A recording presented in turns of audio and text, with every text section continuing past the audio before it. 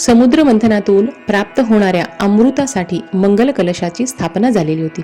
तेव्हापासून कलश हा शुभ प्रसंगी वापरला जातो. कोणत्याही शुभ कार्याची सुरुवात आणि धार्मिक कार्याची सुरुवात मंगल कलशाची पूजनानेच केली जाते. कलशामध्ये सर्व नद्यांचा तीर्थांचा समावेश केला जातो. म्हणून ओल्या कुंकुवाने स्वस्तिक काढलेल्या कलशाची स्थापना नवरात्रीमध्ये आवर्जून स्थापित करावी.